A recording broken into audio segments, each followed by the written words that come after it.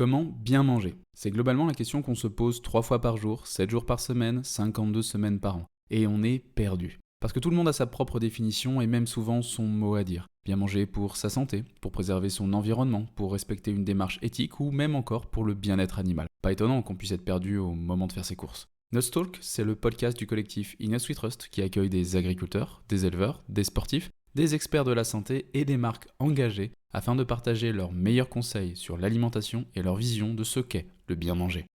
Moi, c'est Mehdi. Chaque semaine, j'accueille mes invités pour vous proposer des discussions brutes et incisives autour des manières de produire, transformer, soigner ou consommer, nous permettant de vivre pleinement chaque instant. Et ce, le plus longtemps possible. Bonne écoute!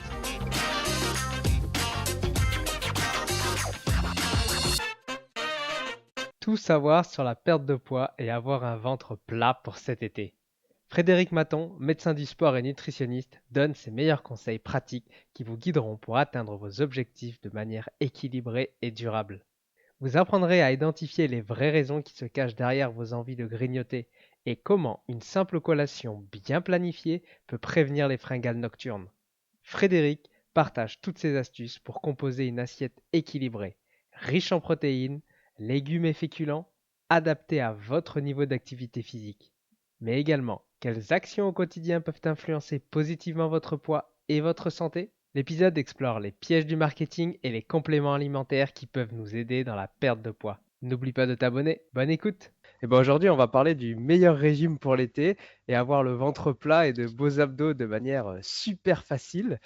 Frédéric, est-ce que tu as le produit miracle? Alors non, je n'ai pas le produit miracle, jusqu'à preuve du contraire, il y en a pas malheureusement, hein, c'est la première mauvaise nouvelle. Il y a aucun complément alimentaire, on va le voir, aucun produit qui permet de perdre facilement du poids. Heu, Encore faut-il se poser, la question: «Est-ce que j'ai du poids à perdre?» Je pense que déjà c'est, le principal du le raisonnement principal à avoir, et si j'ai du poids à perdre, dans quelle mesure? Et qu'est-ce que je peux mettre dans mon environnement? Donc je dis bien dans mon environnement et pas seulement alimentaire. Qu'est-ce que je peux mettre en place dans mon environnement pour, justement atteindre mon objectif? Donc non, il ne faut pas attendre de produit miracle parce que de toute façon, il n'y en a pas.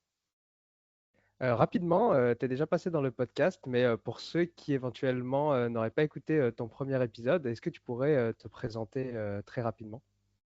Alors, Frédéric Maton, je suis médecin du sport, nutritionniste des sportifs. Alors j'ai une activité essentiellement orientée vers le haut niveau, dans la prise en charge, des sportifs de haut niveau, que ce soit médical ou nutritionnel. Et puis, je suis également auteur d'un livre, La nutrition du sportif, dont je viens de sortir la deuxième édition, qui est vraiment, dont le but est de vulgariser un peu la nutrition du sport, c'est-à-dire, rendre la discipline, qu'est la nutrition du sport accessible, à tout sportif et même à tout pratiquant d'activité physique. Et mon but, c'était de décliner un peu ce qui se fait dans le haut niveau, auprès des sportifs de haut niveau, le décliner à monsieur tout le monde, sans que ce soit péjoratif, pour rendre justement accessibles, ces données, scientifiques et nutritionnelles qui permettent à la fois d'être en bonne santé, d'être en forme et puis, de performer si l'on veut être sportif et compétiteur. Alors, vous l'avez compris aujourd'hui, chers auditeurs, on va parler surtout de régime. Ben, on arrive sur l'été et donc ben, on commence à voir des publicités pour avoir le ventre plat, pour avoir des abdos, pour sécher, pour maigrir, pour être beau sur la plage. Frédéric, comment tu définis le terme régime dans le contexte de la nutrition? Alors, c'est difficile à définir le terme de régime. Déjà, c'est un terme que personnellement je n'aime pas parce que, il y a plein d'a priori négatifs. C'est déjà très négatif de parler de régime. Heu, Parlons plutôt d'alimentation adaptée, parlons plutôt hem, de réadaptation alimentaire. Mais le terme de régime ne veut rien dire. Est-ce que régime pour la plupart des gens, faire un régime, c'est perdre du poids? Alors que pour moi, un régime, c'est une façon de s'alimenter. On peut très bien parler de régime hyperprotéiné, c'est une façon de s'alimenter avec en majorité des protéines. On peut très bien avoir un régime de préparation de compétition, donc là, une alimentation adaptée pour préparer une compétition et être performant. Donc finalement, le terme de régime, sous ce terme, on y met ce qu'on veut.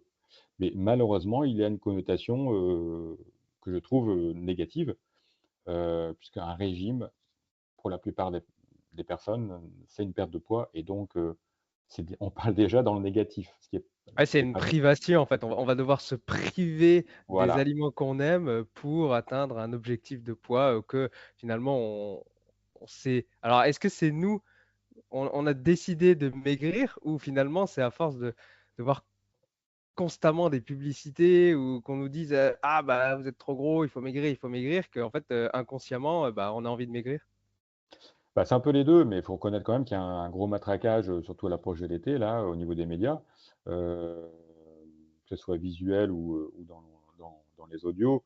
Un gros matraquage pour, inciter les gens à perdre du poids, pour préparer la plage, hein, ni plus ni moins. Bon, on n'a pas besoin de perdre du poids, pour être, heu, passer des bons moments à la plage, hein. Après, faut aussi se rendre compte que la régulation du poids, c'est toute l'année, c'est pas, pour préparer la plage d'été. Donc, il faut pas encourager non plus le régime yo-yo, les déséquilibres alimentaires ou, qui alternent les phases de restriction, de restriction alimentaire avec, de privation, avec, au contraire après des phases de pléthore qui sont la conséquence des restrictions de toute façon, en plus. Donc il vaut mieux avoir une conduite globale au quotidien, et avoir une régulation stable du poids au quotidien. Si tu es perdu et ne sais pas quel produit nutritionnel pour sportif choisir, utilise le ScanNuts. C'est un outil gratuit qui analyse et compare plus de 800 produits. Le ScanNuts analyse les produits sur 4 catégories qui sont la santé, l'environnement, l'éthique et la nutrition. Alors pour apprendre à mieux consommer en étant conscient de la composition de chaque produit et économiser de l'argent en s'orientant vers des produits réellement utiles et sains, rendez-vous sur eatnutswetrust.fr. Le lien est dans les notes de l'épisode. Aujourd'hui, c'est vrai que la perte de poids, c'est un business plutôt florissant. Il y a un peu plus d'un milliard d'obèses dans le monde, si je dis pas de bêtises. Euh, Toi, ça fait un moment que tu es dans le milieu de la nutrition, tout ça. Comment on en est arrivé là, en fait? Alors là, c'est une autre branche, qui m'intéresse beaucoup puisque je travaille également dans un service de prise en charge de l'obésité. Hem, le, donc là, on quitte un peu la nutrition du sport. Alors quand on parle d'obésité, quel que soit le niveau, là, il faut bien se rendre compte quand même que le problème n'est pas purement nutritionnel. Il y a un environnement qui est, défavorable à la qualité de vie, un environnement qui est souvent anxiogène, et cette anxiété aussi qui perturbe le comportement alimentaire. Et donc là, le traitement, si je puis dire, c'est pas, ni les brûleurs de graisse, ni les compléments alimentaires qu'on peut vendre et cetera, ni même, la restriction, énergétique par des frustrations alimentaires, des restrictions alimentaires et cetera. Non, là, la prise en charge est vraiment comportementale, où il faut, à la fois, s'attaquer effectivement aux problèmes diététiques, globalement purement ce qu'on met dans son assiette, mais également, supprimer tous les facteurs anxiogènes qui perturbent le comportement alimentaire. Donc là, le problème, quand on parle d'obésité, le problème est plus comportemental et plus, global dans l'individu et non pas du tout, uniquement diététique. Est-ce que tu aurais quelques conseils pour ces personnes qui ont peut-être un comportement négatif face à l'alimentation pour essayer de s'orienter vers, pas forcément une meilleure alimentation, mais de meilleurs comportements alimentaires? Bah, faut déjà identifier, faut que chacun se pose la question, qu'est-ce qui ne va pas dans mon comportement? Pourquoi quand je rentre du boulot, par exemple, à 18:00, après une journée fatigante, je vais directement au frigo et je dévalise le frigo et c'est la tartine de fromage, de beurre de cacahuètes et cetera. Enfin, c'est des exemples, mais pourquoi j'ai un tel comportement qui finalement m'incite à prendre du poids parce qu'une heure après, j'ai le repas du soir. Alors, est-ce que j'ai réellement besoin de manger? Faut se poser la question, est-ce que c'est une faim ou alors est-ce que j'ai envie de manger? Alors, en général, c'est des envies de manger et non pas une faim.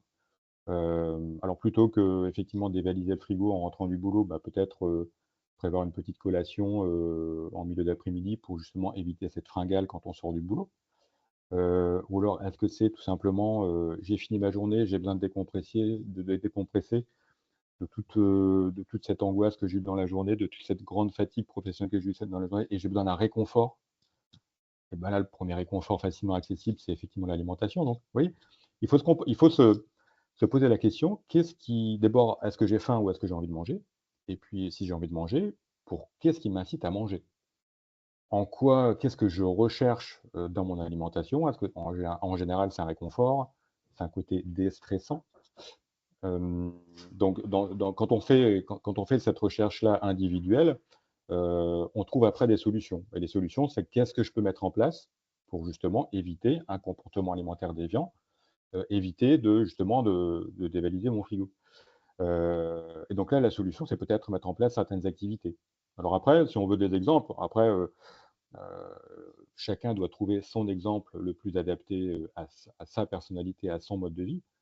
Mais si je reprends mon exemple, du cadre qui rentre, le soir, complètement crevé et qui cherche un réconfort dans l'alimentation, qui malheureusement l'incite à prendre du poids parce que, d'un point de vue énergétique, il n'a pas besoin de manger.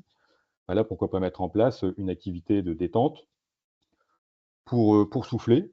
Ça peut être, faire le tour du quartier en marchant, marche rapide ou marche tranquille pour, aussi vider sa tête de son boulot et rentrer chez soi sans rentrer avec son boulot, heu, dans la tête. Enfin voilà, on peut mettre en place des stratégies, comportementales, des activités d'occupation qui permettent, d'apporter ce dont on a besoin, c'est-à-dire le réconfort, le côté déstressant, relaxant, sans forcément, se ruer sur l'alimentation. Donc voilà, c'est un peu une prise en charge comportementale qu'on doit analyser avec le patient, en consultation. Et après le patient peut aussi, déjà faire sa propre analyse et identifier les paramètres qui perturbent son comportement alimentaire et puis après, dans un second temps, qu'est-ce que je peux mettre en place pour, modifier mon comportement alimentaire par d'autres trucs, astuces, activités. Ouais, pour les personnes qui aimeraient un petit peu en apprendre, plus sur, la gestion du stress et comment un peu retrouver, cette vitalité et avoir des activités qui nous empêchent de penser à la nourriture, j'ai enregistré un épisode de podcast avec, Aurélie Durand. C'est l'épisode 10 où elle nous explique, elle essaie d'apprendre aux personnes à gérer ce stress afin de retrouver, en premier lieu cette vitalité, mais qui va permettre également, elle réapprend, la respiration, ce genre de choses, aller marcher comme tu dis. Donc, si ça vous intéresse, chers auditeurs, c'est l'épisode 10 du podcast. Qu'est-ce qu'un finalement un régime alimentaire? Parce que du coup, moi, quand je parle de régime, effectivement, c'est un peu comme tu disais, tout à l'heure, c'est pas, la perte de poids, c'est juste la façon dont on va manger. Et du coup, qu'est-ce qu'un bon régime alimentaire équilibré, pour les personnes? Alors on a déjà abordé le sujet dans le précédent podcast.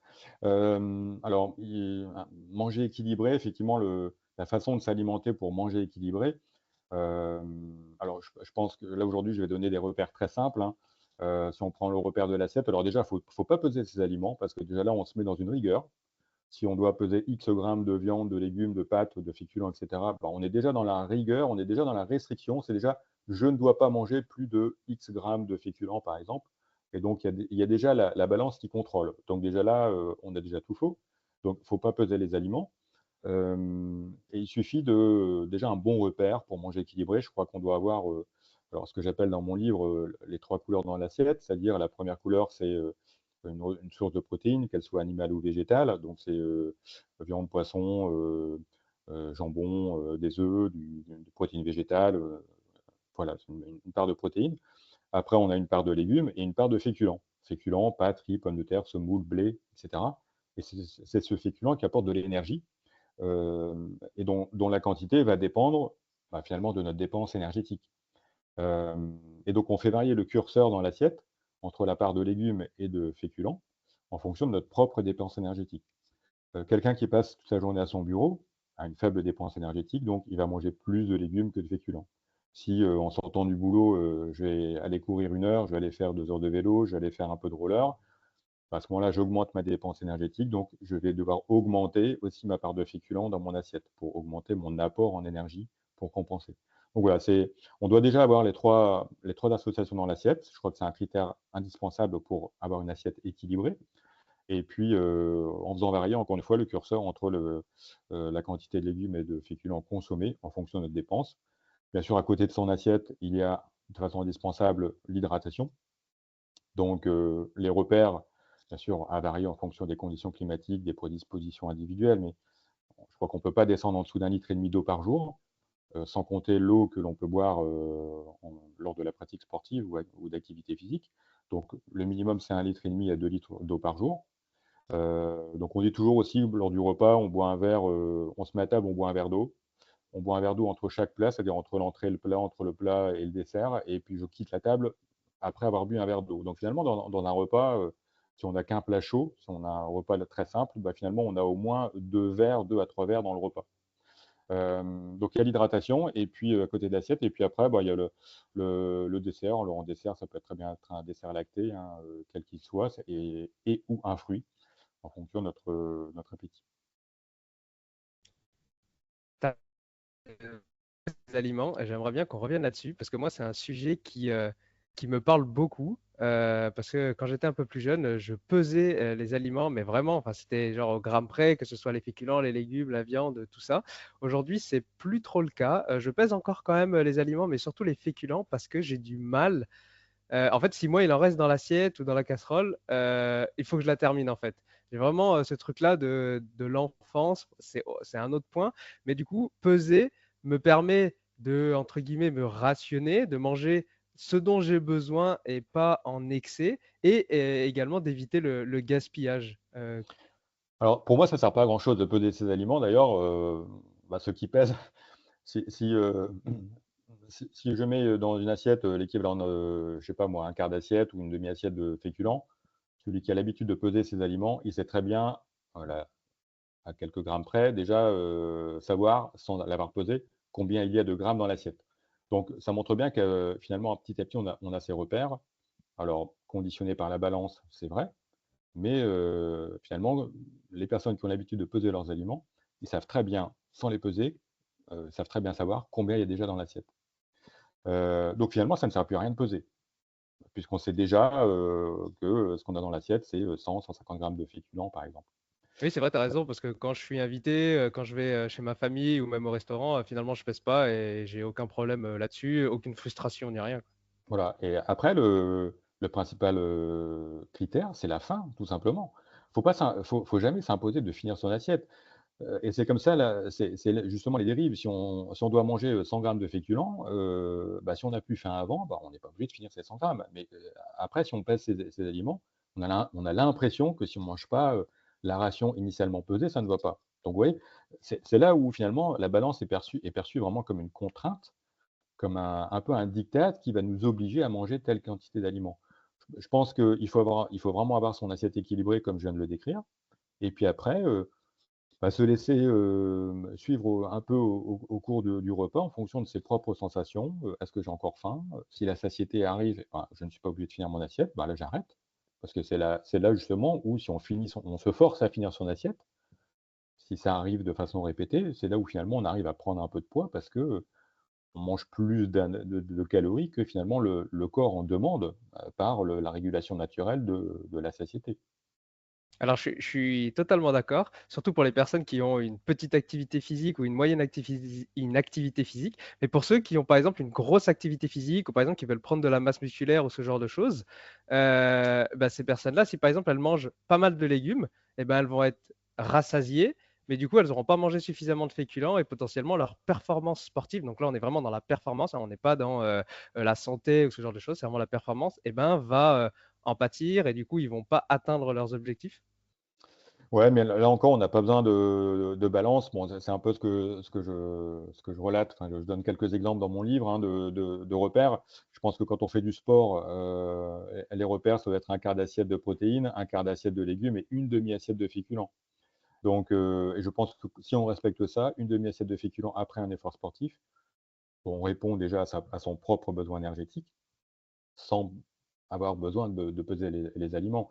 Et après, si, 2 heures après, 2 ou 3 heures après, en plein après-midi, on a une sensation de faim, bah, c'est que l'entraînement était vraiment très éprouvant et puis là, de toute façon, il vaut mieux se faire carrément une collation, un goûter énergétique, un relais, dans l'après-midi, plutôt que finalement de se peser une grosse assiette de féculents à midi et de manger une grande quantité de féculents et d'énergie à midi il vaut mieux fractionner ses apports. Donc, il ne faut pas être contre les petites collations comme ça dans l'après-midi, dans la journée, si on a eu un effort, un effort sportif dans la journée.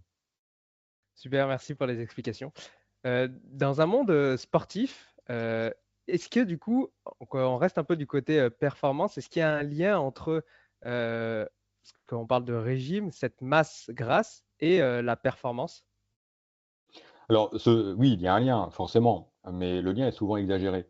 Hem, alors forcément, la masse grasse est souvent perçue comme une masse inerte, inutile, et cetera, qu'il va falloir porter, donc ce qui impliquerait une dépense énergétique, inutile et donc non orientée vers la performance.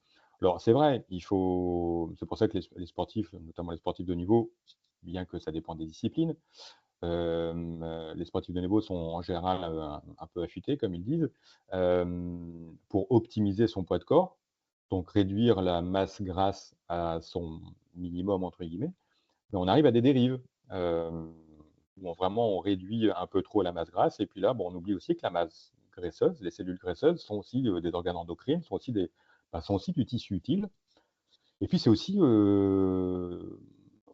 en raisonnant simplement, il ne faut pas oublier que la masse grasse, c'est aussi une réserve énergétique qui permet, de bien tolérer les entraînements, et de bien vivre sa pratique sportive. Donc c'est une erreur de vouloir trop s'affûter puisque, déjà d'un point de vue aussi comportemental, ça implique des restrictions, des frustrations alimentaires et cetera et donc en termes de bien-être, psychologique, bien-être, bien vivre sa discipline, c'est fortement déconseillé justement d'en arriver à de telles restrictions. Donc je pense qu'il faut trouver un bon compromis entre, heu, peut-être diminuer ou adapter sa masse grasse par rapport à sa discipline et son objectif de performance, sans arriver à des dérives un peu trop importantes. Alors, comment on fait ça? Aujourd'hui, on se base, enfin, principalement sur l'IMC. Est-ce que c'est un indicateur qui est fiable ou est-ce qu'il existe d'autres méthodes, plus intéressantes, surtout pour le sportif? Alors l'IMC, c'est une évaluation du poids par rapport à la taille, mais ça n'implique pas une analyse de la composition corporelle. Donc c'est pour ça que chez les sportifs, l'IMC, faut vraiment relativiser énormément son importance. Hem, le meilleur exemple, alors sans stigmatiser les disciplines, hein, il y en a d'autres, mais celle qui me vient à l'esprit, c'est les rugbyman. Rugbyman, si vous faites des IMC, ils ont des IMC très élevés. Par contre, leur masse musculaire est énorme, donc ça montre bien que même si un IMC élevé peut être en corrélation avec, un corps athlétique, très musclé, avec une grosse masse musculaire et pas forcément une masse graisseuse importante.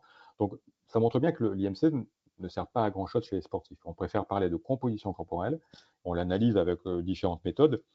Alors, chez les sportifs comme au cabinet, ce que j'utilise fréquemment au cabinet, c'est on utilise souvent la méthode avec les plis cutanés, la méthode avec, la pince à plis ou les plis cutanés. Pourquoi? Parce qu'elle est facilement, réalisable, elle est très accessible, elle est pas invasive. Après, vous avez d'autres méthodes comme, les balances par impédance-métrie, alors dont il faut relativiser le la fiabilité. Puisque l'impédance-métrie, pour moi, les meilleures méthodes d'impédance-métrie, c'est les méthodes où le sportif est allongé pendant 10 à 15 minutes, pour avoir une bonne répartition des fluides corporels, pour se rapprocher le plus possible du métabolisme de repos. Et là, on a une analyse, relativement fiable de la composition corporelle. À partir du moment où on est sur une balance, debout, déjà, il y a l'effet de la gravité, il y a qui est un biais. Donc je pense qu'il faut vraiment oublier les balances, à impédance-métrie. Et plutôt aller voir éventuellement des professionnels, des diététiciens nutritionnistes qui sont équipés d'appareils où on fait ça de façon allongée avec, une électrode à chaque membre, après une période de repos. Donc ce sont les méthodes, que l'on peut utiliser. Alors elles sont toutes, critiquables, mais il ne faut pas oublier qu'il faut avoir à l'esprit que la méthode doit être facilement réalisable au cabinet, reproductible. Hem, donc les méthodes de référence qui consistent à aller, en milieu hospitalier, passer sous un canon à rayon X qui analyse complètement et de façon très fiable la composition corporelle, on voit bien que c'est pas réalisable, dans le cadre d'un suivi de sportif ou de pratiquant d'activité physique qui vient, tous les mois ou tous les 2 mois au cabinet. On va pas faire un examen comme ça à l'hôpital tous les mois ou tous les 2 mois, c'est irréalisable. Donc voilà, il faut une méthode simple facilement réalisable et que ce soit l'impédance-métrie en méthode allongée ou à la pince à plis, ça me paraît être les 2 méthodes les plus adaptées. Et est-ce qu'on peut utiliser, la méthode, de se mesurer, la taille, les hanches et puis de voir un rapport, si, l'un est plus gros que l'autre et cetera ou non, ça c'est vraiment pas Oui, bah, éventuellement chez le pratiquant d'activité physique, il y a pas d'impératif sportif important.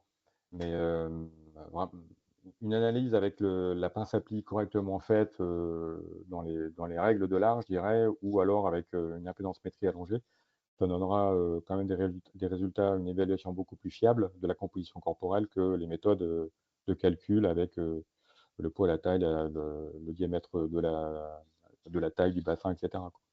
et donc quel est le taux de masse grasse idéal, pour une personne? Alors, on peut pas donner un taux, précis parce que ça dépend des personnes, mais, on parle souvent de poids de forme, de poids idéal. Déjà, est-ce que c'est la même chose? Et quel est le pourcentage de masse grasse, suivant le sport et suivant, bah, un peu le sportif qu'on devrait atteindre, pour soi? Alors là, déjà, on parle déjà de chiffres, donc on rentre déjà dans une restriction. C'est comme avec la balance. Donc c'est ce que j'aime pas parler de ça parce qu'effectivement ça conditionne déjà, ça fixe déjà un objectif et on est déjà conditionné, on est déjà dans la restriction, dans le voilà, dans un objectif, psychologique, enfin voilà, donc déjà d'un point de vue comportemental, il faut éviter de parler de normes de masse grasse et moi je ne donne jamais en consultation, voilà, la norme chez l'homme et chez la femme, c'est tel entre tel et tel pourcent. Alors on a des normes, c'est certain, hein, enfin on en a, mais on en a pas. Il faut savoir qu'il y a pas de norme validée de pourcentage de masse grasse chez les sportifs. Ça n'existe pas dans la littérature, nutritionnelle. On a des évaluations, des propositions d'auteurs. Les meilleures, références, sont les références de NAM, qui est un auteur. Hem, alors pourquoi il n'y a pas de référence d'adiposité spécifique chez les sportifs? Tout simplement parce que ça dépend des disciplines. Donc on ne va pas imposer, la même, adiposité, donc adiposité, c'est le pourcentage de masse grasse, hein. On ne va pas imposer la même adiposité, à un marathonien, heu, qu'à un danseur, qu'à, une cycliste ou un rugbyman. Et même dans le rugby, entre les différents postes, les piliers, et cetera, il y a des pourcentages de masse grasse qui sont différents au sein de la même équipe. Donc ça montre bien qu'il n'y a pas de pourcentage de masse grasse de référence, même s'il y en a un peu en littérature, mais en tout cas, il ne faut pas les utiliser, ça ne doit pas être une cible d'objectif. Il ne faut pas se dire: «Voilà, j'ai 15 de masse grasse aujourd'hui, il faut que j'arrive à 12, à la fin de l'été». Non, il ne faut surtout pas penser à ça. Ça doit être une évaluation régulière et le but, ça serait, si on est par exemple, pour un homme, si on est à 23-24 de masse grasse, ce qui est déjà un petit peu élevé, bah, le but, ça va être de descendre et la satisfaction qu'il faut en tirer, ça sera au fil des mesures, au fil des consultations, du suivi du sportif, bah, ça sera de voir cette adiposité baisser. Mais il ne faut surtout pas vouloir descendre à 12, 15, 14, j'en sais rien. Enfin, voilà, il ne faut pas se fixer d'objectif de pourcentage de masse grasse, heu à atteindre obligatoirement. Le but, d'un suivi évolutif de l'adiposité plutôt que de répondre à une norme qui, encore une fois, est différente d'un sport à l'autre et même d'un sportif à l'autre. Comment alors on fait pour déterminer son propre poids idéal, son propre poids de forme idéal, pour soi? Alors, il y a des formules, hein, j'en cite encore une fois dans mon ouvrage, des formules de Lorenz, par exemple, qui, en fonction de la taille, vous donnent le poids idéal, le poids «standard» entre guillemets. C'est des formules qui peuvent être, utilisées quand on fait une pratique d'activité physique. Donc c'est en compétition, on est loin du sport de haut niveau là, hein, mais ça peut être des repères. Ça peut fixer un poids, un objectif de poids. Encore une fois, pour un même poids, on n'a pas forcément la même composition corporelle.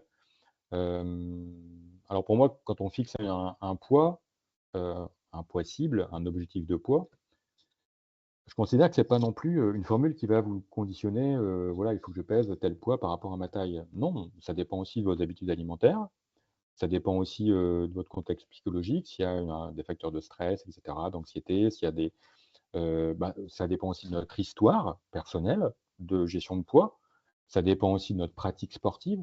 Donc il y a tellement de paramètres, de facteurs de vie, des paramètres de pratique sportive, des paramètres, comportementaux Et c'est, je pense, tous ces paramètres-là qui influencent la détermination de son poids idéal, plutôt que de répondre à une formule, «standard» entre guillemets. Moi, j'ai envie de parler du côté du trail, parce que j'ai des personnes que je connais qui, par exemple, à l'approche d'une compétition, se disent ah, je vais perdre 2, 3, 4, 5 kilos, comme ça je serai plus léger, comme ça je serai plus performant. Et du coup, j'ai l'impression qu'ils se focalisent plus sur la perte de poids que sur un entraînement plus qualitatif. Est-ce que c'est une erreur? Est-ce qu'au contraire, non, c'est une bonne stratégie? Alors déjà, alors oui, c'est une erreur. Je confirme, c'est une erreur. Surtout que, plus on se rapproche de la compétition et moins faut, je veux dire, moins il faut penser à perdre du poids. S'il y avait une nécessité de perdre du poids, bah, fallait y penser avant. Mais au contraire, je dirais la dernière semaine, voire les 2 dernières semaines, mais en tout cas la dernière semaine avant la compétition, surtout des compétitions de trail, de triathlon, d'Ironman, enfin, de toutes ces disciplines, où le stock en énergie est décisif dans la performance et dans la tolérance de l'effort. Bah, c'est justement à la rigueur à cette dernière semaine où, bah, il faut s'autoriser à prendre 1 kilo, voire 1,5 kg, en font pas un régime, alimentaire dédié au stockage d'énergie, donc ce qu'on appelle la surcompensation glucidique, pour finalement optimiser ses réserves énergétiques. Et comme l'énergie que l'on stocke au sein des muscles, qu'on appelle le glycogène, bah, cette énergie pèse lourd, puisque le glycogène nécessite de l'eau pour être stocké. Enfin, je ne rentre pas dans les détails, mais donc ce stockage d'énergie implique une prise de poids d'environ 1 kg, 1,5 kg.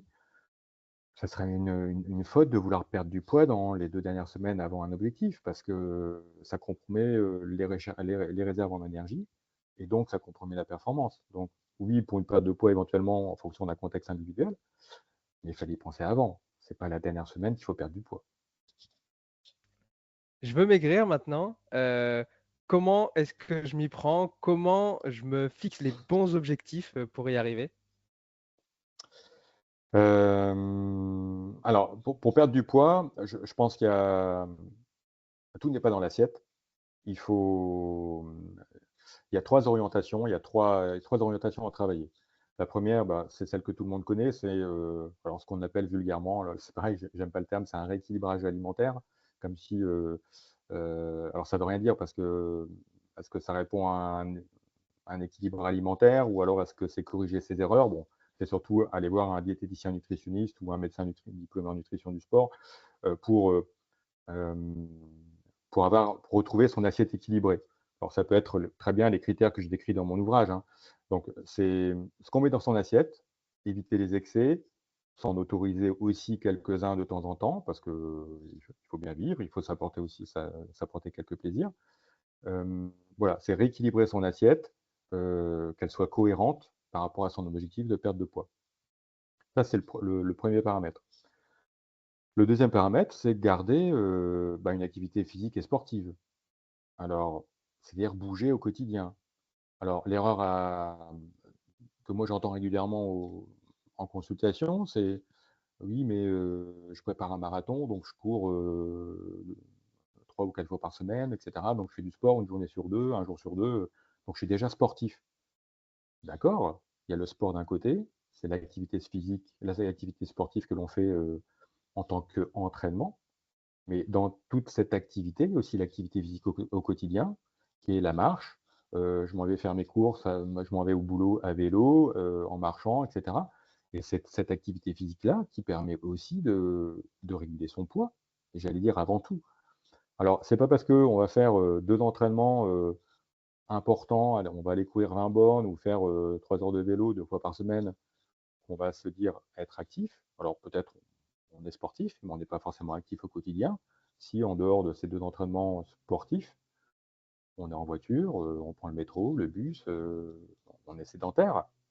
Donc il faut se sortir de la vie sédentaire que l'on a, et que c'est pas parce qu'on va faire encore une fois 2 ou 3 entraînements importants dans la semaine, c'est pas pour autant qu'on peut être aussi sédentaire au quotidien. Et donc il faut, vraiment jouer sur les 2 côtés ce domaine d'activité, physique et sportive. Il faut avoir une activité sportive et une activité physique au quotidien.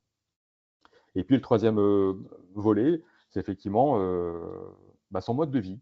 C'est ce que je disais en début de séance aujourd'hui, c'est, quels sont les paramètres qui perturbent mon alimentation, qui m'empêchent justement de maintenir mon assiette équilibrée. Alors que ce soit, alors j'ai parlé tout à l'heure du stress, hein, je me suis peut-être un peu focalisé sur l'anxiété au quotidien, qui incite à manger, à déborder ses besoins énergétiques. Mais il y a d'autres facteurs émotionnels, hein. C'est s'intéresser finalement à son mode de vie, ses émotions au quotidien qui sont de nature à perturber, à m'empêcher de perdre du poids et à perturber mon comportement alimentaire.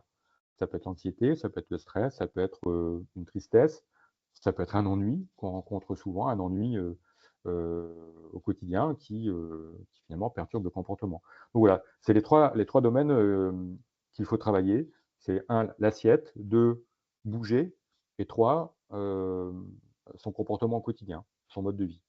Donc quand on travaille ces trois paramètres, je ne dis pas qu'il est facile de perdre du poids, hein, c'est jamais facile, mais c'est beaucoup plus facile que ce que font malheureusement beaucoup de personnes, c'est-à-dire se focaliser sur quoi mettre dans son assiette, ou plutôt quoi ne pas mettre dans son assiette, parce qu'il faut malheureusement s'imposer une restriction énergétique, une restriction alimentaire, ce qui finalement ne faut jamais faire quand on veut perdre du poids.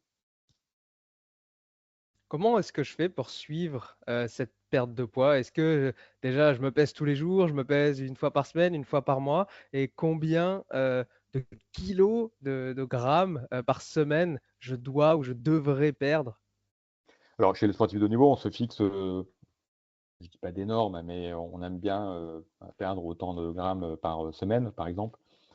Là, c'est vraiment mais c'est alors, c'est adapté à des objectifs bien spécifiques de poids, de sport à catégorie de poids où, bah, là, on a l'impératif de la date de la compétition qui, voilà, c'est un impératif, il faut qu'on soit au poids de compétition à cette date. Donc ça, c'est vraiment des cas spécifiques qu'il faut surtout pas généraliser. Il faut surtout pas s'imposer de perdre autant de grammes par semaine. Là, on se remet une contrainte psychologique dans la tête, et si je la réussis pas, tout de suite, on part dans le négatif, on perd, je n'ai pas réussi à atteindre mon objectif, je n'ai pas réussi à perdre du poids, et donc là, on encourage les perturbations du comportement. La balance, c'est pareil. Il faut surtout pas se peser. Éventuellement, on se pèse, allez, une fois par mois. Mais il ne faut pas se peser, encore moins tous les jours, éventuellement toutes les semaines, mais moins on se pèsera et mieux ce sera. La balance, le pèse-personne, c'est comme la balance pour peser ses aliments. C'est le petit Satan qu'on a chez soi qui nous dit attention, tu n'as pas atteint l'objectif. Attention. Voilà, donc c'est vraiment une contrainte supplémentaire qu'on a chez soi, la balance, le pèse-personne, euh, qui est une fois de plus de nature à engendrer des frustrations et un comportement négatif sur la perte de poids. Donc la balance, il faut l'oublier.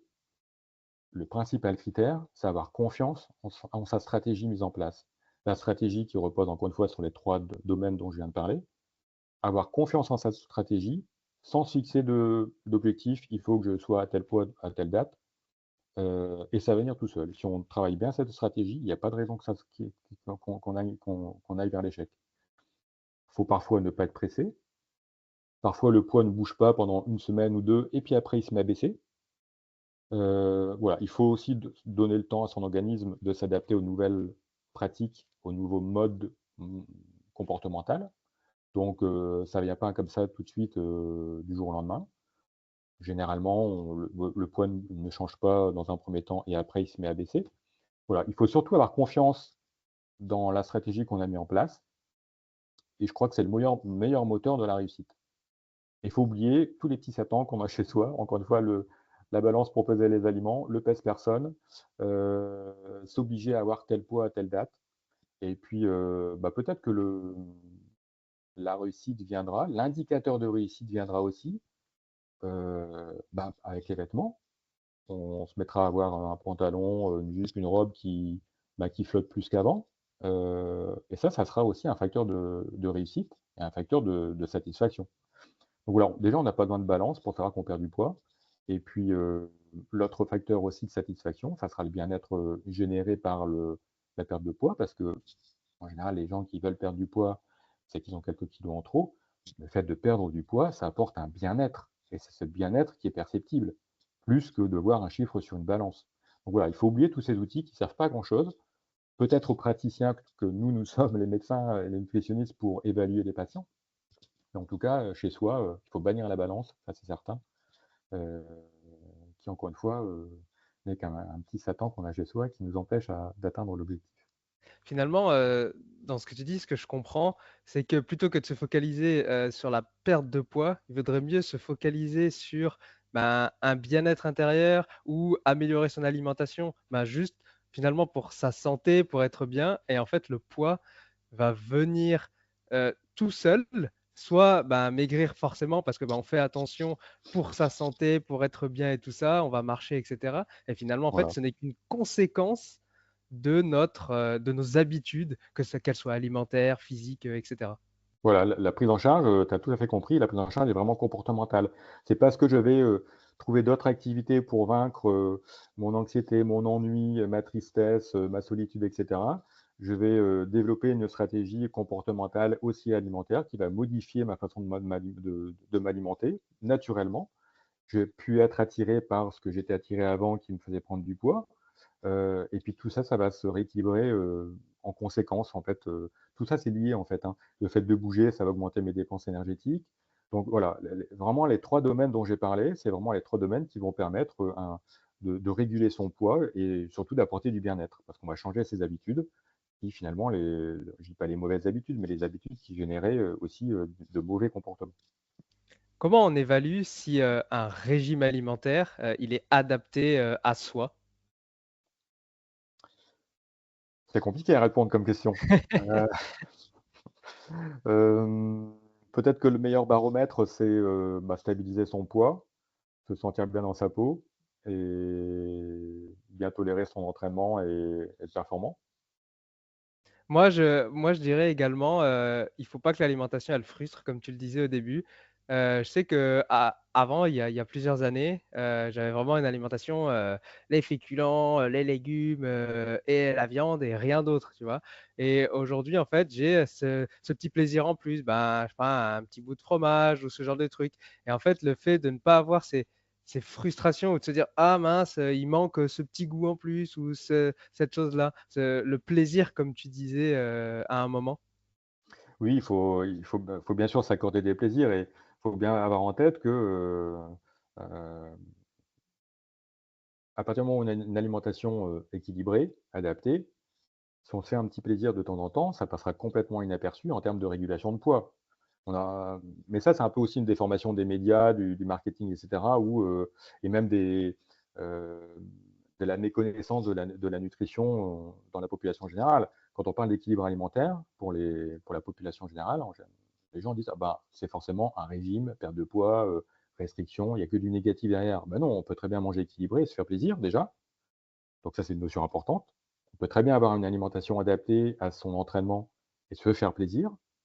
C'est pas parce que je prépare un marathon, un triathlon, un trail que j'ai une rigueur alimentaire qui m'empêche de manger un petit gâteau de temps en temps, manger une pâtisserie, manger une pizza si j'en ai envie et cetera. Non, on n'a pas dit que, régime alimentaire adapté était synonyme de rigueur, restriction, et absence de plaisir. Non, non, c'est le contraire. Plus on a une alimentation adaptée, équilibrée et plus, ma soirée pizza passera complètement inaperçue parce que, tous les autres jours de la semaine, je mange équilibré, les autres repas dans la journée sont équilibrés. Enfin voilà, c'est justement l'avantage de ce régime, alimentaire équilibré au quotidien qui va nous permettre de s'accorder des petits plaisirs et de façon complètement, inaperçue en termes de régulation de poids. Donc, non, non, il faut au contraire, il faut je dis pas que je suis un épicurien, mais il faut s'a il faut s'accorder des bons moments le plaisir de la table, hein. Bien au contraire, il faut, c'est pas du tout incompatible avec l'équilibre alimentaire.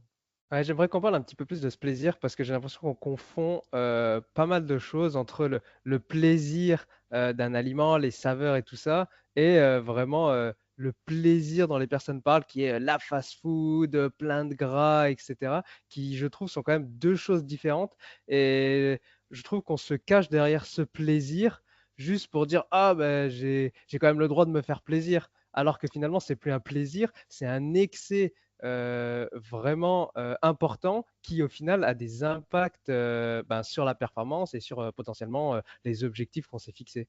Voilà, tu as résumé la situation, ce n'est plus un plaisir, ça devient un excès Et on peut très bien se faire plaisir modérément. Alors là, c'est toujours pareil, c'est parce qu'il y a une perturbation comportementale que ce plaisir dérive vers l'excès. Alors on voit ça sans parler d'alimentation exceptionnellement, hyper énergétique, hein. Heu, on voit ça au quotidien, par exemple, alors le meilleur exemple, qui me vient à l'esprit, par exemple, c'est les petits déjeuners, hyper caloriques, pleins de pâtes à tartiner, chocolatées aux noisettes et cetera, pour pas citer de marque, au petit déjeuner. Alors, à croire que chez certains, un petit déjeuner ne peut ne un bon petit déjeuner ne peut pas, se passer, ne peut pas être bon s'il n'y a pas, 3, 4, 5 tartines pleines de cette pâte chocolatée. Ah non, là, l'idée, c'est d'essayer de découvrir certaines saveurs. Alors, je prive j'ai jamais privé les gens de manger ces pâtes chocolatées qui sont hyper énergétiques, hein, et qui, effectivement, mangées en excès jour après jour, peuvent conduire à la prise de poids. Mais plutôt que de manger, 3 tartines de pâte chocolatée, bah, pourquoi pas une pour le plaisir, sans excès, et puis les 2 autres tartines, bah, essayer de découvrir des nouvelles saveurs. Mettre autre chose, pourquoi pas du salé, pourquoi pas, de la confiture, des compotes aux épices, enfin voilà, il y a plein de solutions. Encore une fois, c'est la diversification alimentaire qui apporte le réel plaisir, en fait, parce qu'on découvre de nouvelles saveurs et ne pas se limiter aux habitudes, malheureusement aux habitudes, qui sont là, ancrées depuis des années et qui conduisent éventuellement à l'excès parce que, on ne peut pas concevoir autre chose sur sa tartine que ses pâtes chocolatées, par exemple. Voilà, il faut savoir être curieux. Alors, la curiosité amène aussi, à développer ses goûts et amène aussi à la diversification alimentaire. Donc ça, c'est vraiment un facteur important quand on parle, de d'équilibre alimentaire et justement de recherche de plaisir sans tomber dans l'excès. Je dirais même que le plaisir, il faut le décorréler, de certains produits qui sont ultra transformés et qu'on dit, «Ah ça c'est un plaisir», non, c'est pas un plaisir. C'est juste que c'est, 100 de sucre ou 98 de sucre et du coup le cerveau adore le sucre, donc oui, tu vas Voilà, trouver ça bon et tu dis que c'est un plaisir. Non, pour moi, c'est pas un plaisir. Ça, c'est vraiment, pour le dire vulgairement, c'est de la merde. Le plaisir, c'est, peut-être quand on va chez le pâtissier et qu'on prend alors oui, là, il y a beaucoup de sucre et tout, mais c'est peut-être le pâtissier du coin, il a travaillé des vraies matières premières avec des vrais fruits, etc. On n'est pas dans de l'ultra transformation. Ou du moins, j'espère que le voilà. pâtissier fait les choses correctement. Mais il faut vraiment décorréler l'ultra transformation plaisir et le plaisir un petit peu gourmand, mais occasionnel. Parce que si c'est tous les jours, constamment à chaque repas, ben, moi, je trouve que c'est plus un plaisir, c'est du coup une habitude. Et le plaisir, pour moi, doit rester un petit peu occasionnel. C'est la petite touche de peps, de bonheur qui ne frustre pas et qui, au contraire, dit ah, bah, finalement, je suis rassasié, j'ai bien mangé.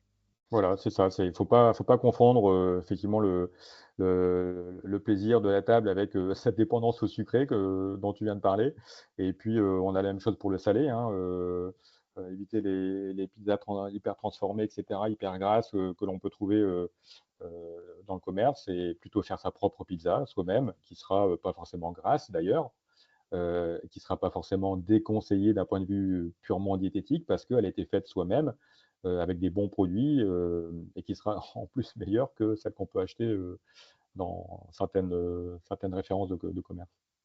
Euh, on parle de sucre, donc sucre dit glucides. Qui dit glucides, quand on parle de régime, eh ben, il faut supprimer tous les glucides. Est-ce qu'on doit supprimer tous les glucides pour maigrir? Non, alors ça, c'est la grosse erreur, que font certains sportifs et faut reconnaître que bon, la mode est un peu passée, mais même si elle revient quand même de temps en temps, c'est un peu ce qu'on appelle, les régimes low carb, dans le milieu sportif, partant du principe que, l'apport énergétique, se repose sur l'apport en glucides, donc pâtes, riz, pommes de terre, semoule, blé et cetera, tous les féculents. Donc si je veux diminuer mon apport en énergie, bah, il faut que je diminue mes apports en glucides, donc en féculents. Alors c'est peut-être vrai seulement si on n'a pas de dépenses énergétiques, mais c'est une erreur parce que l'apport énergétique, il ne repose pas que sur les glucides et si on supprime alors ça arrive à des dérives, au niveau des pertes de poids, des régimes de perte de poids, c'est que certaines personnes en arrivent à supprimer complètement les féculents. Alors déjà là, ça va c'est incohérent par rapport à ce que j'ai raconté tout à l'heure, mon assiette équilibrée à 3 couleurs. Si j'enlève une couleur, quelle qu'elle soit, c'est pas un régime équilibré. Donc on va vers l'échec. Hem, il faut toujours maintenir une petite quantité de féculents, déjà pour assurer la satiété, et pour passer, aussi le restant de la demi-journée, sans crever de faim, donc avec aussi sans frustration, alimentaire, sans frustration aussi, sans répercussion psychologique de cette absence d'apport énergétique, de cette souffrance d'apport énergétique. Donc il vaut mieux, encore une fois, agir, sur l'ensemble de son assiette. Peut-être qu'on mange tout simplement trop, donc réduire un petit peu les 3 composantes, et je trouve que c'est vraiment une erreur de supprimer une des composantes, dont les glucides par exemple, parce qu'on supprime notre carburant. C'est comme si on voulait faire des kilomètres avec sa voiture sans mettre de carburant, bah, là c'est pareil. Donc on ira de toute façon à l'échec. Alors on peut toujours, hein, l'organisme s'adaptera toujours. Si vous mangez plusieurs jours comme ça sans avoir de féculents, on y arrive. On vit pas très bien, pas avec une bonne qualité de vie parce qu'on est frustré, on a faim sans arrêt et cetera. Donc en termes de qualité de vie, c'est vraiment pas terrible. On est très fatigué aussi parce que forcément on n'a plus de carburant. Donc c'est vraiment pas des «régimes» entre guillemets, à conseiller. En tout cas, c'est des régimes à déconseiller. C'est la suppression des féculents. Donc on doit toujours maintenir des féculents, peut-être en faible quantité parce qu'on n'a pas été actif sur la journée, mais on doit toujours en maintenir pour stabiliser la satiété. Donc si je comprends bien ce que tu dis finalement, plutôt que d'enlever des féculents, il faudrait mieux ajouter une activité, aller marcher, aller se balader, prendre l'air. Et finalement, ben, on n'enlève pas les féculents, on en aura suffisamment et on a augmenté un peu nos dépenses énergétiques en allant marcher, en allant se balader, en faisant un truc, aller jouer, peu importe du moment qu'on est actif. Voilà. Et finalement, en fait, c'est beaucoup mieux, quoi. On a non seulement augmenté sa dépense énergétique, mais en plus on s'est fait plaisir. Donc on joue sur les 2 autres paramètres, dont je parlais tout à l'heure, qui sont à côté du paramètre purement diététique, l'assiette, ce que je mets dans mon assiette. Donc voilà, il faut pas encore une fois, il faut jouer sur les 3 paramètres. Tu l'as très bien compris, et ça serait vraiment une erreur de supprimer les féculents, au quotidien parce qu'on ne joue que sur un paramètre. On joue faussement sur un paramètre parce que ça entraîne des frustrations qui perturbent les 2 autres. Donc là, on s'enfonce non, c'est une spirale négative, qu'il faut vraiment éviter. Aussi bien le midi que le soir, parce qu'on entend souvent le soir, il faut pas manger de glucides. Alors certains disent il faut pas manger de glucides, d'autres, bah si, il en faut, parce que ça apporte du coup un bon sommeil par la suite. C'est quoi ton avis là-dessus? Oui, ça, c'est encore la mauvaise réputation des féculents, qui soi-disant font grossir le soir. Non, c'est faux. Un féculent déjà, si on a eu une activité, physique ou sportive, l'après-midi par exemple, il faut manger, au contraire, il faut manger des féculents le soir parce qu'on a dépensé de l'énergie, on a vidé ses réserves énergétiques, de glycogène, par son entraînement dans l'après-midi. Bah, il faut les restituer au repas du soir, au moins partiellement, avec un féculent au repas du soir. Sinon, qu'est-ce qui se passe? Bah, le lendemain, on attaque sa journée avec des réserves énergétiques à moitié vides. Donc, jour après jour, comme ça, on arrive à des états de fatigue. On n'a plus de jus à l'entraînement, on n'a plus de peps, on n'est plus en forme, et cetera. Donc, c'est comme ça qu'on arrive à des contre-performances et moins de plaisir à bouger, à s'entraîner. Donc, le premier principe, c'est effectivement, dès qu'on a une dépense énergétique, donc un entraînement, l'après-midi, il faut maintenir des féculents le soir. Maintenant, si on a passé, une journée de sédentarité, à son bureau par exemple, toute la journée, on n'est pas obligé de manger une grosse quantité de féculents le soir. Mais je pense que c'est quand même important qu'il y ait un peu de féculents, encore une fois pour stabiliser la glycémie, stabiliser la satiété et pour éviter de se réveiller à 4 heures du matin parce qu'on a faim. Donc, mais on n'est pas obligé d'en manger en grande quantité. Ça peut être simplement, 2 tranches de pain complet, par exemple, un équivalent de féculents. Ça peut être, une petite cuillerée, enfin quelques cuillerées de pâtes de riz, de semoule, enfin de féculents. On n'est pas obligé de manger la grosse assiette de pâtes le soir. J'ai jamais dit qu'il fallait encore une fois, manger beaucoup de féculents le soir. Encore une fois, il faut adapter le curseur entre la partie légumes et la partie féculents en fonction de son propre niveau de dépense.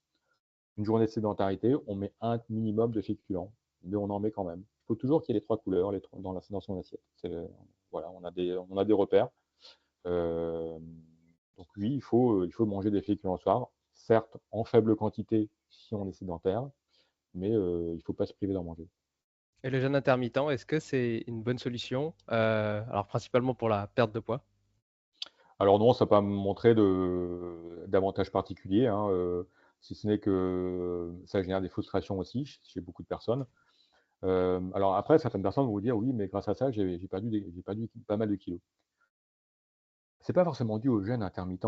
On a ça aussi, on observe ce mécanisme-là pour, à la rigueur, n'importe quel régime de perte de poids. Hem, le principe est qu'à partir du moment où on a une rigueur alimentaire qui répond à une stratégie, qui est là le jeûne alimentaire, voilà, on a un mode alimentaire bien spécifique, ça implique indirectement de faire attention à son alimentation. Donc après, on peut se poser, la question: «Est-ce que j'ai perdu du poids parce que j'ai tout simplement, mangé plus qualitatif, parce que je me suis mis dans une stratégie alimentaire?» Parce que, plutôt que la perte de poids est en rapport avec, le jeûne intermittent en lui-même. Et je pense que c'est justement, cette modification comportementale, j'ai fait attention à ce que je mange, à ce que je mange plus que d'habitude, qui a impliqué la perte de poids. Mais le jeûne intermittent en lui-même n'est pas un facteur de perte de poids. Oui et puis, surtout, les personnes qui font le jeûne intermittent, en général, ne font que 2 repas par jour et donc potentiellement, bah, qui dit 2 repas dit ils ne compensent pas le repas qu'ils ont enlevé sur ces 2 autres repas, en Voilà. général et donc du coup, bah, Donc, forcément, on perd du poids. voilà, indirectement, ça induit une restriction énergétique. Alors après, faut pas confondre le jeûne intermittent avec, hem, la chronobiologie. Voilà, pas excusez-moi, le nom, le nom m'échappait. La chronobiologie, c'est globalement, j'ai faim, je mange, j'ai pas faim, je mange pas. Alors, faut c'est pas donné à tout le monde de réussir une perte de poids avec la chronobiologie, dans le sens où il faut avoir une certaine maturation en termes de nutrition. Faut vraiment maîtriser sa stratégie nutritionnelle, hem, parce qu'il faut savoir bien manger, équilibré, avec les 3 couleurs, quand on a faim, sans bien sûr se forcer à finir son assiette. Mais parfois ça chamboule tout, ça chamboule nos repères de 3 repas par jour. Effectivement, quelquefois, on n'a que 2 repas dans la journée parce qu'on n'en a pas faim, on mange pas. Hem, ou parfois on en a plus, on a parfois 4 repas. Mais le principe de la chrononutrition, c'est ça, c'est j'ai faim, je mange, j'ai pas faim, je mange pas. Il faut vraiment avoir une bonne maturation, nutritionnelle et puis, avoir une bonne maturation en termes de reconnaissance de sa sensation de satiété, j'ai faim, j'ai pas faim et cetera. Donc voilà, il faut vraiment, je pense, se faire aider par un professionnel pour, avoir ce type de mode alimentaire, hem, qui finalement marche puisque quand on mange et qu'on a faim, c'est que l'organisme réclame un apport en énergie. Donc finalement, l'alimentation est dédiée vraiment aux apports, nécessaires de l'organisme en théorie, sans qu'il y ait de stockage. Mais encore une fois, c'est pas évident, à mettre en place. Il faut aussi savoir que, bah, si je mange pas pendant la pause, du midi parce que j'ai pas faim, si j'ai faim à 16:00, bah, faut aussi que mon poste de travail me permette de manger à 16:00 et pas descendre au distributeur qui est dans le hall et manger des barres chocolatées ou ce genre de choses. Il faut vraiment se faire un repas structuré avec les 3 composantes à 16:00. Donc voilà, il faut avoir conscience qu'il y a pas mal de choses, de contraintes à mettre en place. Hem, donc c'est vraiment très compliqué. Alors, c'est un mode alimentaire qui fonctionne bien, mais qui est très compliqué à mettre en place, et encore une fois, qui nécessite une grande maturation nutritionnelle. Est-ce que régime égale carence nutritionnelle? Là, quand je dis régime, c'est, on va dire perte de poids. Je vais essayer d'être clair dans les propos. Est-ce que, perte de poids égale, carence nutritionnelle? Non, si on a bien fait les choses, il n'y a pas de risque de carence. Il faut la carence vient parce qu'on a une restriction alimentaire. C'est justement si on supprime les féculents, si on supprime, les fruits parce que soi-disant aussi, ah oui, là, il y a aussi une mode, hein, les fruits c'est sucré donc il faut plus manger de fruits parce que ça fait prendre du poids. Non, alors surtout le soir, hein, mais mangez des fruits le soir, c'est pas parce que vous allez manger une pêche, un brognon, une orange le soir que ça va vous faire prendre du poids. Certes, les fruits sont sucrés, mais déjà c'est du fructose, c'est du «bon sucre» entre guillemets et puis, la quantité que vous allez ingérer, elle est ridicule donc c'est pas ça qui va vous faire prendre du poids donc voilà, là je finis ma parenthèse mais non, normalement, il y a pas de si le mode alimentaire est équilibré, il y a pas de carence, avec la perte de poids. Qu'en est-il des alors là, du coup, on va passer un peu du côté marketing, tout ça, les produits, les substituts de repas, les bars, les boissons, tout ça. Est-ce que c'est des bonnes alternatives pour avoir un repas complet et équilibré ou finalement, c'est que du vent tout ça? Alors non, c'est pas une bonne solution et là, je pense que la littérature, en nutrition je pense est quand même assez unanime, dans le sens où, tous ces substituts de repas sont de nature à déstructurer l'alimentation et justement on n'a plus son repère, alimentaire, de satiété, donc ça perturbe la satiété, la faim, ça perturbe après, l'organisation du repas dans son assiette. On observe aussi chez certaines personnes qui sont adeptes des substituts de repas, que quand ils arrêtent les substituts de repas, bah, ils ont du mal à refaire leur assiette équilibrée. Est-ce que, je mets trop de légumes, trop de féculents, trop de viande, pas assez et cetera? Donc voilà, c'est le problème de ces substituts de repas, c'est que ça déconditionne à l'équilibre alimentaire et ça déconditionne aux repères alimentaires et donc on a souvent des patients qui après ces substituts de repas ne savent plus concevoir une assiette correcte, parce qu'ils n'ont plus de repères alimentaires. Et puis rappelons aussi que ces produits, hein, sont ultra transformés, c'est pas des Voilà. vrais aliments, c'est vraiment des choses, Voilà, même si les fabricants, sur l'étiquette du shaker vont vous vanter qu'il y a des minéraux et des vitamines à l'intérieur, ça reste quand même des produits qui sont pas forcément naturels, qui sont pas, qu'on trouve pas naturellement dans les fruits, dans les légumes et cetera et donc la densité minérale et vitaminique est loin d'être satisfaisante. L'assimilation, quid de l'assimilation de ces produits? Donc effectivement, ça ne remplacera jamais, en qualité, un vrai repas structuré, aux 3 couleurs. est-ce qu'il y a des compléments, suppléments alimentaires intéressants, pour, la perte de poids? Ou que l'on doit prendre parce que, ben, alors on a dit qu'il y avait pas de carence, mais, potentiellement pour, rééquilibrer certaines choses, est-ce qu'on devrait? Non, objectivement, j'en vois pas. Alors les plus connus, ce sont ce qu'on appelle les brûleurs de graisse. La majorité d'entre eux, pour pas dire, la quasi-exclusivité, sont basés sur des excitants, hein, la caféine, le guarana, voilà, ce genre d'épices ou autres produits qui sont des stimulants et qui sont censés augmenter le métabolisme de base et donc la logique de des marques qui commercialisent ces produits, c'est qu'en augmentant le métabolisme de base, on augmente les dépenses énergétiques, donc on perd du poids. Bon, c'est purement théorique puisque, cette augmentation du métabolisme de base en rapport avec ces produits-là est ridicule par rapport à, votre quart d'heure de marche que vous allez vous accorder en sortant du boulot avant de rentrer chez vous. C'est ridicule par rapport à revenir du boulot ou aller faire ses courses à vélo. Donc voilà, toute la dépense énergétique des activités physiques quotidiennes que vous pouvez mettre, en place, jour après jour sera de toute façon beaucoup plus importante que l'augmentation du métabolisme basal due à telle ou telle pilule. Non, non, je pense qu'il faut être raisonnable et que là, on est vraiment dans le marketing. La perte de poids, le souhait de perdre du poids ouvre un marché énorme, et certains fabricants l'ont très bien compris et je pense que là, c'est vraiment purement du marketing. Super, merci beaucoup. Pour terminer un petit peu, l'épisode, j'aimerais qu'on fasse un récap un peu de tout ce qu'on a dit pour savoir un peu, j'aimerais qu'on prenne l'exemple, par exemple, j'ai une personne, je veux perdre, allez, on va dire, 5 kilogrammes. Par quoi je commence? Qu'est-ce que je devrais faire, aujourd'hui? L'analyse un peu, de ce que je fais et vers quoi je devrais aller pour mettre un plan, on va dire, pratique et facile pour, perdre ces kilos. Alors la première chose à mettre en place, effectivement, pour résumer, c'est, d'oublier de vouloir perdre 5 kilos. Hem, je veux peut-être perdre du poids, mais je veux pas perdre 5 kilos. Déjà, c'est le premier paramètre. Éventuellement se faire aider par son médecin traitant ou en tout cas par un diététicien nutritionniste pour, voir s'il y a des erreurs alimentaires qui sont mises en place au quotidien. Voir si, après ça dépend de telle ou telle personne en fonction des antécédents de santé, s'il faut pas peut-être pas faire un bilan de santé, préalable, pourquoi pas une prise de sang? Bien que, ne me faites pas dire ce que j'ai pas dit, il faut pas faire une prise de sang pour perdre du poids, hein. Mais voilà, par rapport à certains problèmes de santé, peut-être pourquoi pas, s'il y a une fatigue, déjà existante et cetera. Donc voilà, ça dépend de l'état clinique. Donc peut-être avoir le feu vert de son médecin traitant, qui connaît bien la personne, et les facteurs de vulnérabilité. Et puis après, revenir, aux 3 domaines dont j'ai parlé.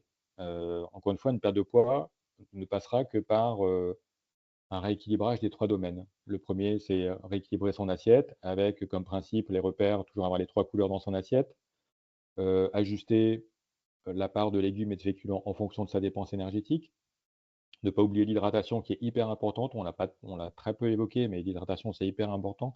Faut pas hésiter à bien boire. On ne boira jamais trop, de toute façon, il n'y a pas de risque de s'hyperhydrater. Mais ne pas descendre en dessous des 1,5 litre à 2 litres d'eau par jour, en tout cas, comme repère. Et puis, toujours aussi, avoir une bonne densité vitaminique et minérale. Donc, on a, le slogan des 5 fruits ou légumes par jour est tout à fait valable. Donc, ça doit être également un autre repère au quotidien. Donc ça, c'est la partie premier domaine alimentaire. Le deuxième domaine, c'est, bouger. Bouger au quotidien, même si on est sportif, ça n'empêche pas de bouger au quotidien en plus des entraînements sportifs. Et c'est au contraire, c'est cette activité physique au quotidien qui est hyper importante.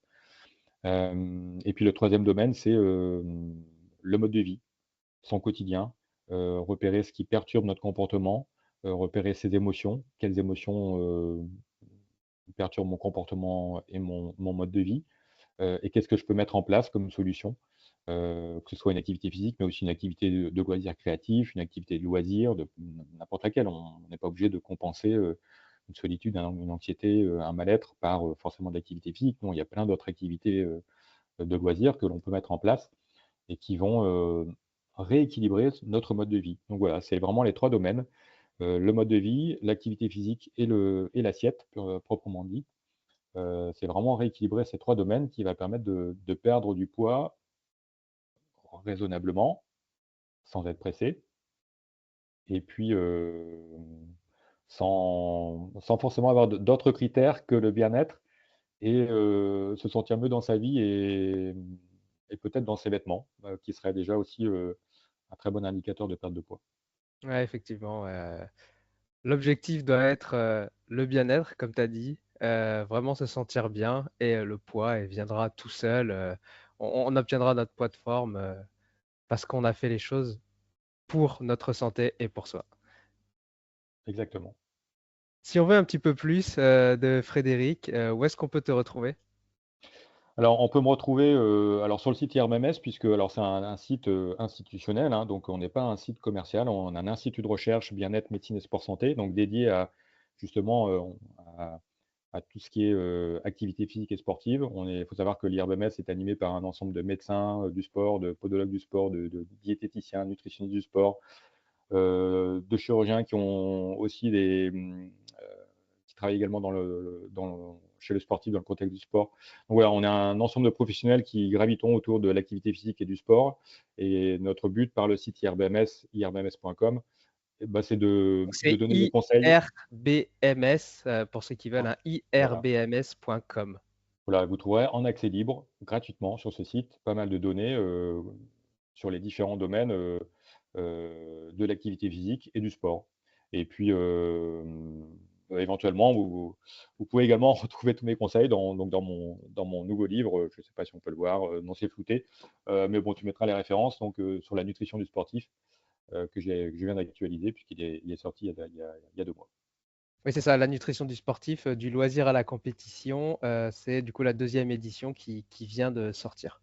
Voilà, et on ne parle pas de sportif de haut niveau, on parle bien du sportif du loisir à la compétition. Donc même celui qui fait de l'activité physique, du trail, et cetera, pour son bien-être, est concerné par ce Ouais, effectivement, il est très intéressant, hein, je l'ai là sous les yeux, 400 pages, où tu abordes vraiment la totalité, je veux dire les différents sports, que ce soit du coup là, comme on a dit, la perte de poids, le sport d'endurance, les sports de force, pour tout ce qui est du coup sur l'alimentation, c'est très complet en tout cas pour ceux que ça intéresse. Je te remercie de ta lecture. Écoute, ben moi je te remercie en tout cas pour ton temps. C'était super intéressant et j'espère que nos auditeurs auront appris plein de choses et qui maintenant ne seront plus frustrés ou stressés par la perte de poids et qui mangeront en pleine conscience de bons produits pour se faire plaisir et être en meilleure santé. Bon appétit et bougez bien. Merci, bonne journée à toi. Merci d'avoir écouté jusqu'au bout. Si l'épisode t'a plu, laisse-nous une note 5 étoiles et un commentaire sur ton application de podcast préférée. Ça fait toujours chaud au cœur de recevoir vos retours. Et si tu veux améliorer ton alimentation, mais que tu ne sais pas quel aliment ou complément choisir, rends-toi sur notre comparateur en ligne entièrement gratuit sur innutswetrust.fr. Tu trouveras le lien dans les notes de l'épisode. À bientôt. Maintenant, tu le sais.